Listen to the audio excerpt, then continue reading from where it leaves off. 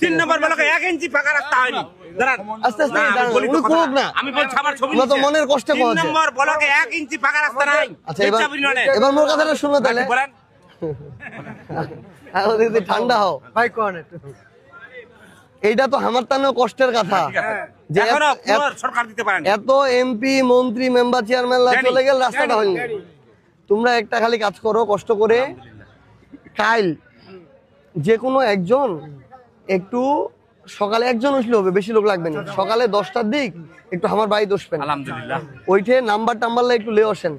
হ্যাঁ রাস্তার যে আছে তোমার লোক নাম্বার টাম্বার যদি রহে ওইলা লিখে নেন, ওইঠে থেকে আমি সরাসরি ইঞ্জিনিয়ারে পাঠাই দিন। ঠিক আছে দরকার আমি পালা ধরছু মুখের মুরতারে কওনি সবাই তারে কও তুমি তোর পালা ধরছু শোনা মোর কথাটা শোনো এবার বিকালে শোনা মোর কথাটা শুনতে হবে।